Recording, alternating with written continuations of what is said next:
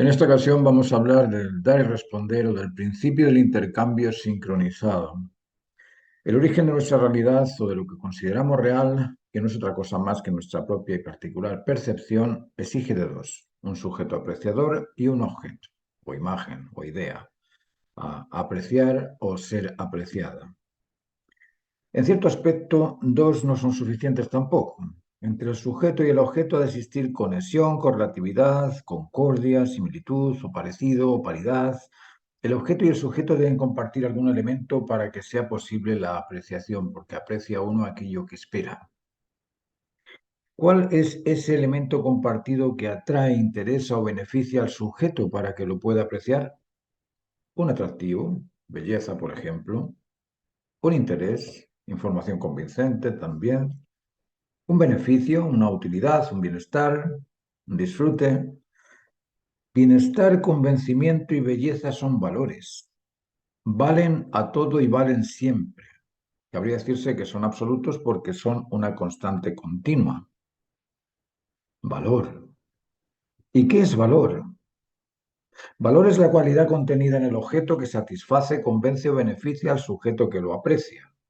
Y ese algo que entrega al sujeto que lo recibe va y viene. Sufre una transformación. Se transforma el atractivo en significación, el interés en convencimiento, la expectación en disfrute.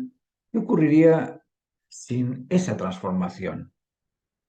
¿Qué pasaría si el atractivo no se satisface, si el interés no convence, si la expectación no disfruta?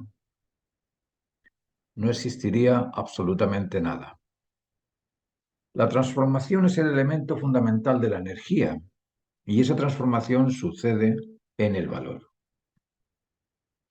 El valor de la transformación contenida en cada objeto existe en el objeto y existe también en el sujeto que lo percibe.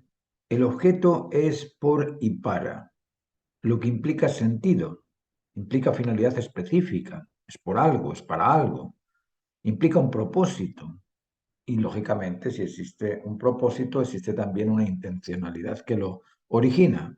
Y cada objeto es por una razón específica para satisfacer una necesidad específica. Consecuentemente, en cada acto o en cada objeto, en cada existencia, podemos encontrar una selectividad o la elección particular de ese objeto, porque no es otro, es ese es un acto específico. Entonces, si es específico, existe una selección de entre posibilidades, se elige ese acto específico. Luego existe selectividad.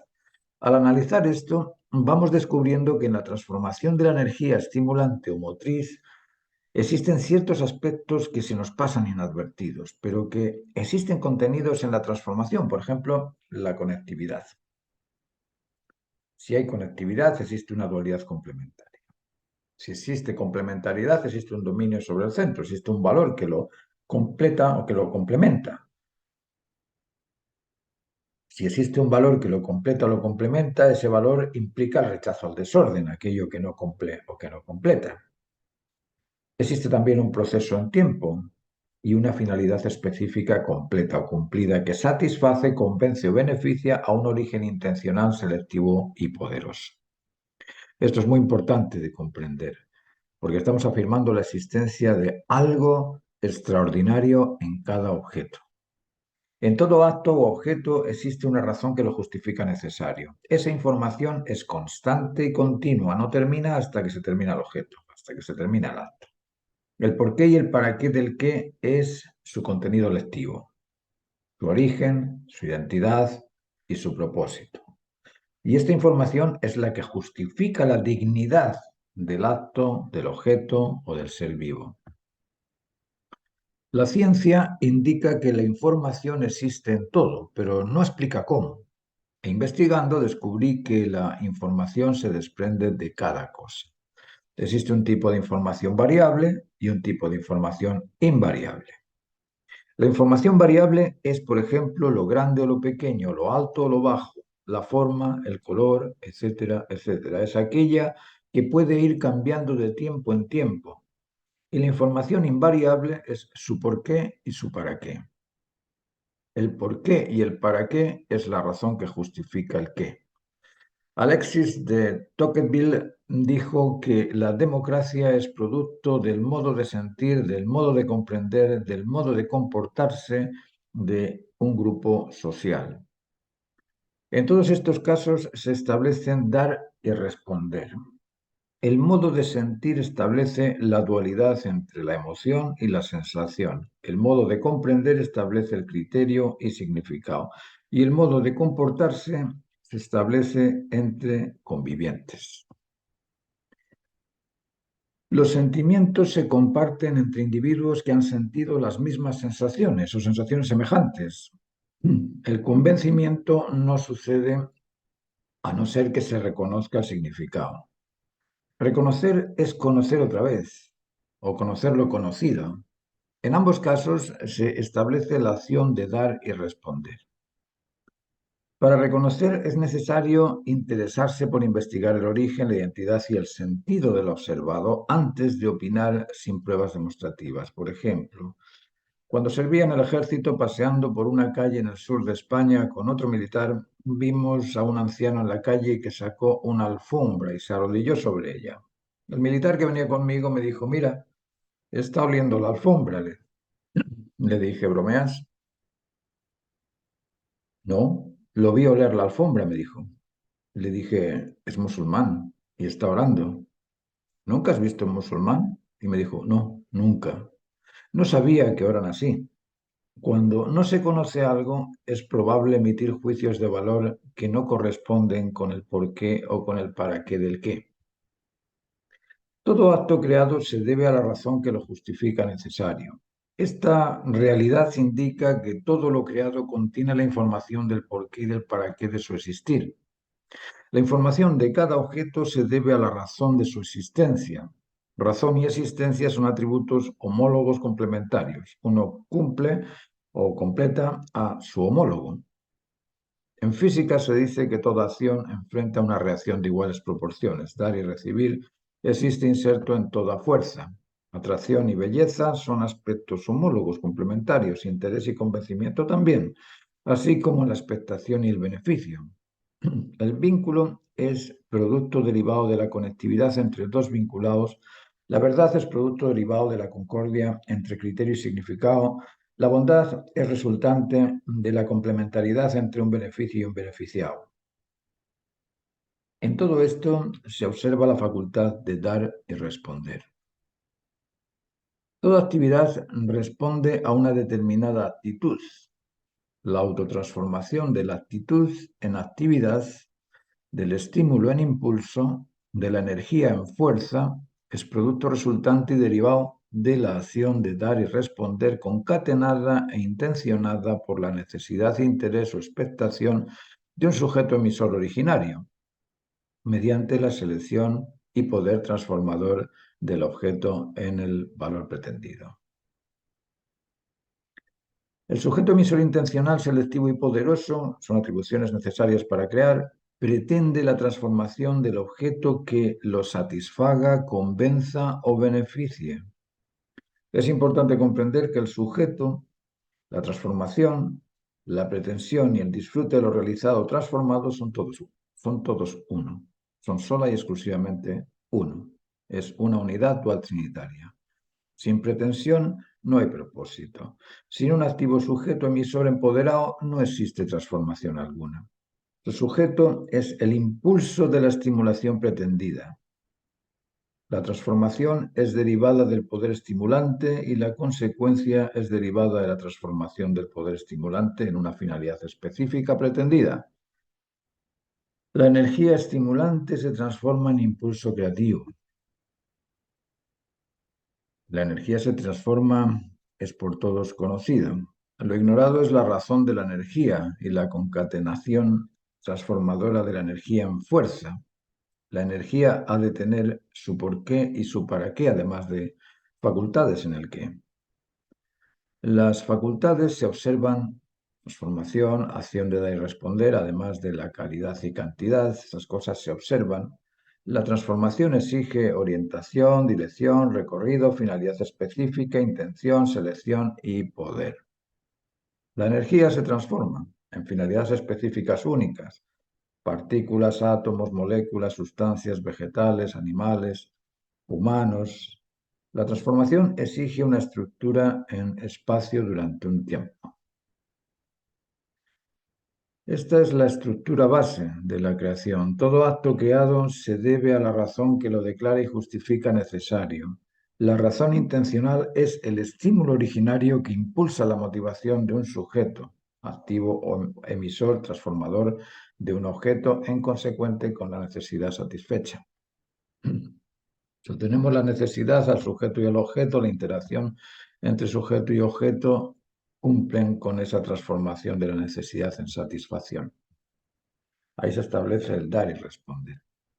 La creación de la primera partícula se origina de un estímulo intencional sin masa, como los neutrinos, que en sus tres manifestaciones interactúan en la concatenación del átomo. La ciencia explica: la oscilación de los neutrinos implica directamente que estos tienen una masa no nula, es decir, no tienen masa, ya que el paso de un sabor a otro solo puede darse en partículas masivas. Esto es debido a que para partículas de masa nula el tiempo propio es cero, lo que implica que desde el punto de vista de la partícula toda la trayectoria es recorrida en el mismo instante de tiempo, lo que no da margen a un cambio de estado en algún punto de ella. Esto es lo que nos dice la ciencia, por lo copié de Internet. Esto nos suena conocido. La estimulación no participa del tiempo ni del espacio. Ocurre a nivel mental, sin masa.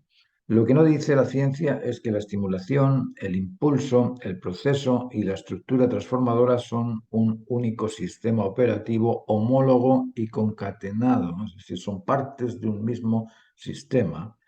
Cuando la física habla de quantum, cantidad en latín, habla de impulsos que contienen presión, intensidad y potencia. La física cuántica menciona hechos de cantidad, pero no se menciona la calidad de la cantidad. Y toda cantidad se debe a la calidad del estímulo originario. La calidad de lo creado es el valor que se disfruta al apreciarlo. El valor de la calidad aumenta en proporción con la necesidad de lo apreciado. Si lo apreciado es muy necesario, muy interesante, urgente, el valor de la calidad supera lo apreciado, que es poco necesario, no es interesante o no es urgente. Es decir, la urgencia, la necesidad, el ímpetu que tú tengas la pasión que tú tengas por conseguir algo, lógicamente va a hacer que ese algo valga más que si tienes una actitud de desprecio frente a eso. Eso no supone que el valor sea relativo, no supone que el valor sea bueno y malo al mismo tiempo. Eso supone que el valor es directamente proporcional a la intensidad de la necesidad del que lo aprecia. Es decir, valor es la cualidad contenida en el objeto que satisface al sujeto que lo aprecia. La expectación a disfrutar de un beneficio es el estímulo que motiva el impulso por conseguirlo. Comprendiendo esto, se puede entender que tanto el impulso como el estímulo, la expectación y el beneficio son facultades insertas en el proceso de transformación de una causa en efecto mediante un sujeto emisor originario de la transformación de un objeto en consecuente. Cuando el intelecto reconoce porciones, a veces se olvida. Se olvida que dichas porciones son parte de una totalidad. Por ejemplo, hablamos del espacio y no integramos en él al observador, a las posiciones de un lado y del otro, o al tiempo que toma recorrerlo, pero todo eso está inserto en el espacio. Hablamos de energía y no pensamos en la orientación, dirección y recorrido de la misma, en su transformación de energía en fuerza. Y si se orienta, dirige y recorre de un lugar a otro, contiene intención, selección y poder. Tampoco incluimos esto en la energía.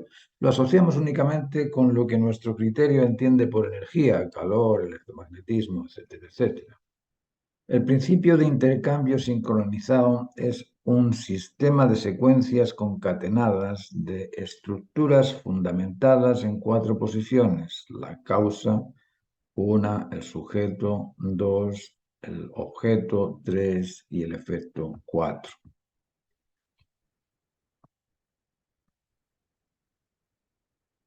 tenemos las 4 posiciones: la finalidad específica o la causa originaria, el sujeto emprendedor o activo emisor o mente, y el cuerpo, que sería el reactivo, el que responde, el objeto, transformado por el sujeto en una finalidad específica, una causa originaria. Todo esto involucra un periodo de tiempo en tres fases: inicio, medio y término. Y la estructura es una cosa, el proceso es otra cosa distinta. La estructura depende de la actitud y el tiempo, el proceso depende de la actividad.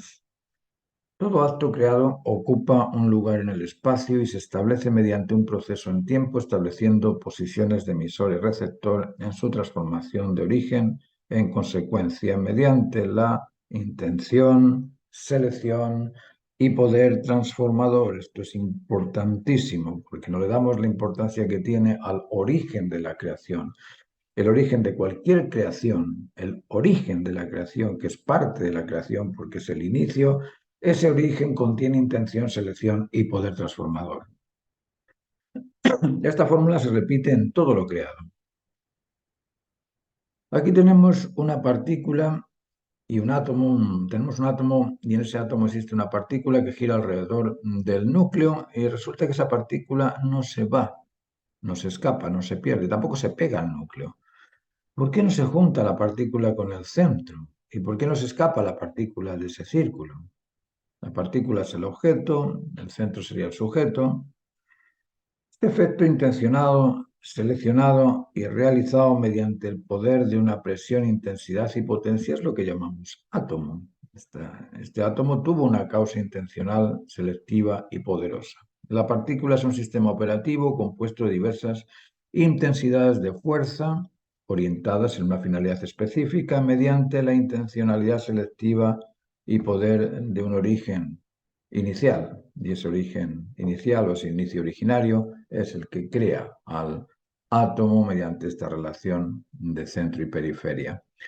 La célula es otro universo operativo en pro de una finalidad específica mediante la coordinación concatenada de sus diversas funciones. Es decir, la célula es una entidad autónoma, pero esa autonomía es similar a la autonomía de cualquier especie creada. La estructura base de 4 posiciones es un sistema conectivo dual complementario regido por el poder de un centro, contrario al desorden que mediante un proceso de desarrollo en 3 etapas establece una finalidad específica completa. Las 7 normas son las normas de conectividad. Busca ejemplos de conectividad en la naturaleza, te vas a encontrar con que todo, absolutamente todo, está conectado con algo, un momento, con un lugar, con una luz, una sombra, algo, pero en algo se conecta con algo. La dualidad complementaria es precisamente esa conectividad entre una cosa y otra. Busca ejemplos de dualidad complementaria, te vas a encontrar con que las partículas son positivas y negativas, las moléculas, cation y anión, los vegetales, pistilo y estambre, y los animales, macho y hembra, y el más y el menos, el arriba y abajo, a la izquierda y derecha. Siempre existe esa dualidad complementaria allí por donde la veas. El poder del centro, ese dominio sobre el centro que domina estas dualidades. Busca ejemplos también de ese dominio sobre el centro. Es decir, la verdad tiene un centro, el convencimiento. Si no hay convencimiento, no hay verdad. El amor tiene un centro, la conectividad. Si no hay conectividad vincular, tampoco hay amor. O el vínculo es el centro entre las personas que se aman. El bienestar tiene el disfrute. Si no hay disfrute, no hay bienestar tampoco. Luego, el poder del centro lo podemos encontrar en muchos aspectos también. El rechazo al desorden, lógicamente, si estás buscando algo que te vale, que quieres apreciar, aquello despreciado no te sirve. El proceso de desarrollo, eso existe en todo, no hay ninguna cosa que se haya creado perfecta, completa al instante, sino que todo pasa por un inicio, medio y término. Tenemos las semillas, después se transforman en planta, finalmente en fruto. Todas las cosas siguen esos procesos de desarrollo en 3 etapas. Nosotros tenemos el periodo ovular, el periodo embrional, el periodo fetal, nacemos y somos niños, somos adultos mayores. Es decir, en todas las cosas existe ese proceso en etapas. Y existe también la finalidad específica, es decir, todo Es único, no existen dos hojas de pasto iguales, no existen dos gotas de lluvia iguales, no existen dos ojos iguales, dos huellas dactilares iguales. Es decir, la unicidad o la finalidad específica de cada aspecto de la creación la podemos observar de forma inexcusable. Y todo se ha cumplido, las cosas que vemos están completas, no hay ningún ser que esté en proceso de transformación de una especie a otra. No, eso no existe. Existe la especie como tal, la cebra es cebra, la mula es mula, el asno es asno, el caballo es caballo, aunque sean parecidos. Pero cada uno ha sido creado para cumplir una labor específica, una razón particular. Y esa razón por la que existen para satisfacer una necesidad originaria es la que justifica su dignidad. Estas 7 leyes son el fundamento base de la diversidad del universo. En el universo existe esa dualidad complementaria. Todo acto se debe a la razón que lo declara y justifica necesario, y la necesidad y la satisfacción son aspectos duales complementarios. Uno no se justifica sin el otro. Expectación y beneficio, interés y convencimiento son aspectos duales complementarios. La mente y el cuerpo también son aspectos duales complementarios. ¿Cuál es la razón que justifica la expectación? ¿Cuál es la razón que justifica el interés? ¿Cuál es la razón que justifica la necesidad?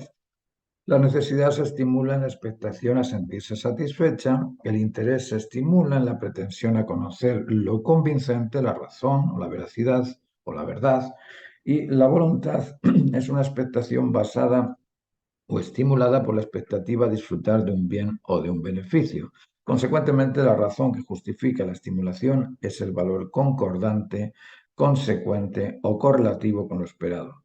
El valor es el estímulo de la esperanza y a su vez es el gozo de lo establecido. Es todo uno. Ahí vemos esa unidad, ese sistema. Estamos hablando de parcialidades de una totalidad. El cosmos es la totalidad completa y dentro del cosmos existen todas las especies. Cada especie es una porción de la totalidad del cosmos. Un único sistema operativo. Todas las cosas existen dentro de ese único sistema operativo, al que llamamos universo, mundo, cosmos, como queráis ponerle. Es importante comprender que en esta dualidad complementaria una de las posiciones es de activo emisor y la otra posición es de activo receptor. Las dos posiciones son de igual valor e importancia, porque sin una no existe la otra. Los hombres existen porque hay mujeres, las mujeres porque hay hombres, los jóvenes porque hay ancianos, los ancianos porque hay jóvenes. Pero de igual modo que uno ocupa una posición de dar y otro de recibir, se intercalan. Cuando el activo emisor emite, el receptor debe respetarlo, sea el emisor mayor o menor, o hombre o mujer. Eso es indiferente. Hay cosas que contienen cierta prioridad o preferencia, por ejemplo, entre la situación y el compromiso. Si uno se compromete a llegar a las 7 y surge un imprevisto, la cita a las 7 implica que el receptor te está esperando a las 7. Consecuentemente, la importancia del compromiso es superior a la situación de no poder ir por el imprevisto. En este caso, la disculpa, la llamada telefónica o el aviso es importantísimo porque dejar plantado un compromiso implica romper el respeto, la confianza y la vinculación afectiva entre personas. Espero que esta charla os haya servido, os haya interesado, haya sido vuestro